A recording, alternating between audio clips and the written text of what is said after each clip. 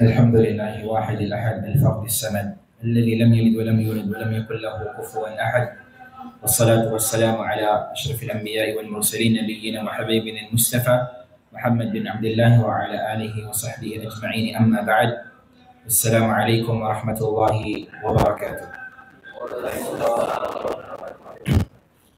Lahat ng papuri at kasasalamat ay tanging para sa Allah subhanahu wa ta'ala, at sa kahintulutan ng Allah subhanahu wa ta'ala ay ang nasa tindahan sa mga oras na ito ay ilan sa mga syubahat, ilan sa mga kalituhan at binabato ng ilan sa mga sumasalungat pagdating sa Tauhid al-Uluhiyya, yung Tauhid kaisahan ng Allah subhanahu wa ta'ala sa pagsamba.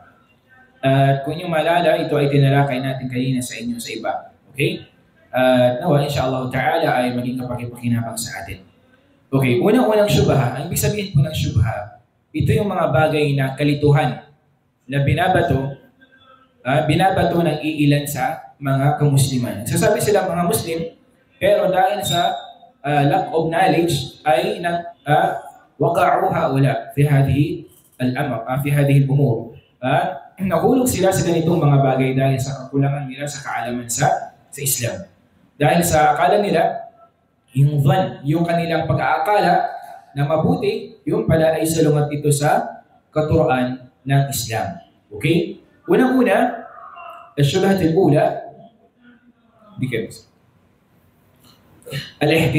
الاحتجاج بفعل الآباء فيقول المشرك هذا ما كان عليه الناس وورثناه خلفا عن سلف. Okay? Unang-unang syubha sabi nila, al-ihtijaj bi-fi'l al-aba. Yung pag-istidlal nila, yung pagdadalil nila, binabasihan nila yung mga ginawa ng mga aba. Ibig sabihin ng mga aba, mga ajdad, yung mga ninuno natin. Okay? Yun yung pinagbabasihan nila. Okay? Lahat ng kanilang mga ginagawa, sinasabi nila na ito ay ginawa ng mga ninuno namin. Yung mga lolo at lolo pa ng mga lolo namin. Okay? At sinasabi ng musyrik, sasabi niya, hada ma kana alayhi an-nas. Yung mga naunang tao, sabi niya, ito sabi nila yung pinapractice nila. Ito yung mga ginagawa nila. Okay?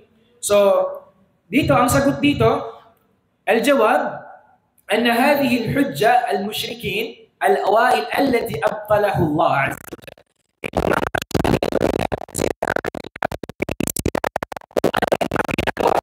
wa jalla. Itong bagay na ito ay inibtal. Ibig sabihin, pinawalan bisa na Allah subhanahu wa ta'ala yung kanilang paniniwala hinggil sa bagay na ito. At sinasabi nila, okay, sinabi ng kaum ni Saleh, wa qala kaum Saleh li Saleh, yung kaum, ibig sabihin ng kaum, yung nasyon ni Saleh, kilala niyo si Saleh alayhi salam.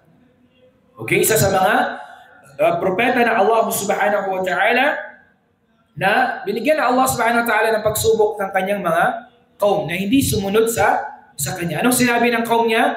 Atanhana an na'buda ma ya'budu aba'ana. Sabi nila, ya Saleh.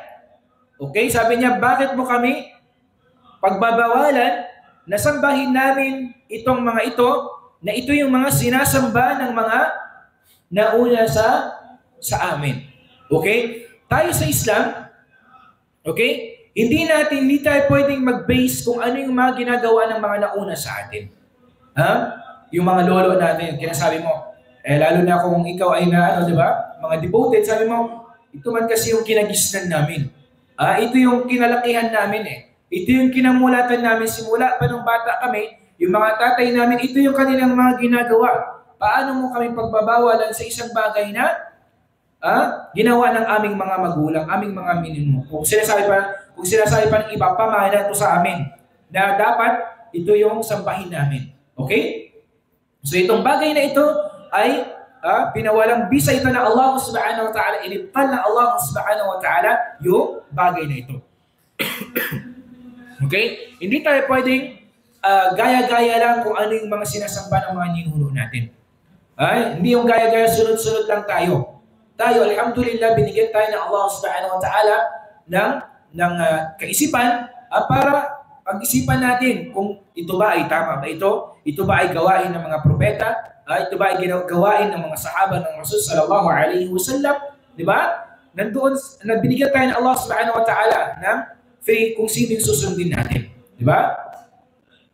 Pangalawang syubha ng kapatid sa pananampalatayang Islam, sinasabi nila, anna man qala la ilaha illallah, fala yajuzu takfiruhu, wa in da'a ghayra Allah, wa dhabaha lah. Okay? Sinasabi nila na yung mga nagsasabi ng la ilaha illallah, nagtetestify sila, sinasabi nila na walang ibang Diyos na dapat sambahin maliban sa Allah, fala yajuzu takfiruhu. Sinasabi nila, bawal, sabi niya, na sila ay hatulan, na sila ay isang kafir. Ang kafir, big sabihin ng kafir is lumabas na sa boundary ng Islam, na wala ng pananampalataya sa Allah subhanahu wa ta'ala, wa inda'a ghayra Allah wa dhabaha lah. Hindi sabi niya pwedeng hatulan ng kafir yung isang taong nagsasabi ng la ilaha illallah kahit na siya ay nagdua.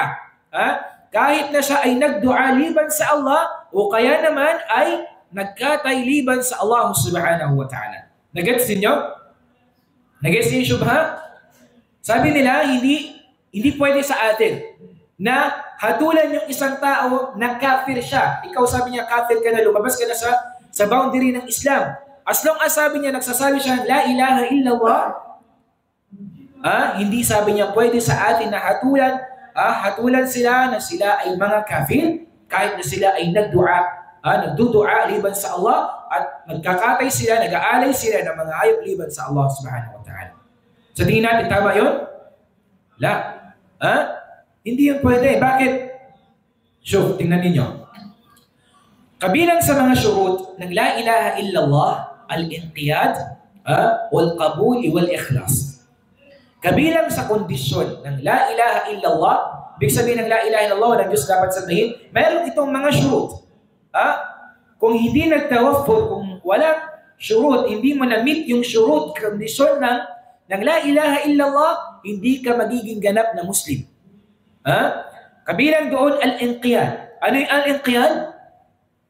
Yung pagpapasakop mo sa Allah subhanahu wa ta'ala.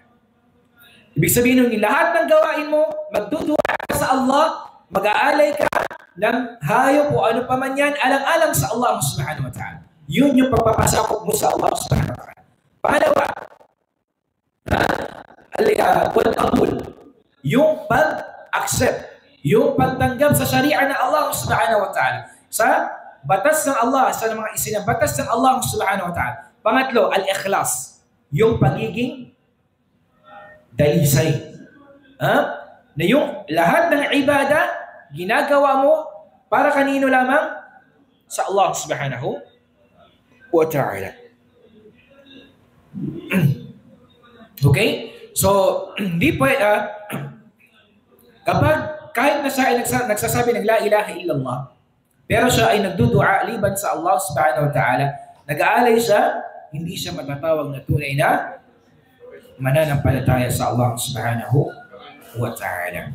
Okay? Dahil kung siya ay tunay na naniniwala sa la ilaha illallah, iaalay niya yung kanyang dua, panalangin sa Allah subhanahu wa ta'ala lamang, at iaalay niya yung kanyang pagkatay, alang-alang lamang sa Allah subhanahu wa ta'ala. Yun yung tunay na pagpapasakop sa Allah subhanahu wa ta'ala.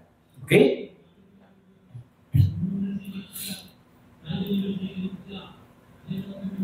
Gayon din, dito binanggit na ang mga sahaba ng Rasul sallallahu alaihi wasallam ajma'u. Ibig sabihin, nagkaisa sila na kung sino man ang ahlul ridda, kung sino man ang lumabas sa Islam, diba, sinabi niya, gumawa siya ng isa sa mga major sins, at yung major sins na yun nakakalabas sa Islam, ay automatically hahadulan siya ng isang lumabas sa Islam. O tinatawag na kafir. Okay? At gayon din nagkaisa ang umma ng Rasul sallallahu alaihi wasallam, ang umma na ito, ala kufri man sabba Allah wa rasulah. Sabba Allah wa rasulah wa in kana yaqulu la ilaha illallah. At ang umma na ito ay nagkasundo sila na sino man ang pinagsalitaan nila ng masama ang Allah, ibig sabihin mura, Minuran nila ang Allah subhanahu wa ta'ala. At ang Rasul sallallahu alaihi wasallam, siya ay isang taong lumabas sa relihiyon ng Allah subhanahu wa ta'ala kahit pa siya ay nagsasambit ng la ilaha illallah. Okay? Malinaw po yun mga kapatid? Ibig sabihin nun, kahit na siya nagsasabi ng la ilaha illallah, pero kung yung kanyang mga gawain ay salungat doon sa kanyang sinasabi, hindi siya matatawag na tunay na mananampalataya. Ganun din kung sinasabi mo Muslim ka, sabi mo Muslim ako, ang pamilya ko Muslim, ang tribo ko Muslim, ang ninuno ko Muslim. Pero yung gawa mo at mga salita mo ay salungat sa gawain ng tunay na Muslim, hindi ka matatawag na tunay na mananampalataya sa Allah subhanahu wa ta'ala. Okay? I hope malinaw po yan mga kapatid sa mananampalataya sa tatlong syubha na kanilang sinasabi, qawluhum ندعو الأولياء ولا نعتقد فيهم الربوبية بل نريد أن يشفعوا لنا عند الله لأنهم أهل الصلاة. Okay? Ano yung sinasabi nila? Sabi nila, ندعو الأولياء ولا نعتقد فيهم الربوبية. Nagdudua kami, nananalangin kami sa mga awliya. Natatandaan yung awliya? Sino sila? Sila yung mga mabubuting tao. Mabubuting tao sila na sumasamba sa Allah subhanahu wa ta'ala. Okay? Sabi nila, nagdudua kami sa mga awliya na to, sa mga mabubuting tao, sa mga matutuwid na tao, wala na'taqidu fihim ar-rububiyyah.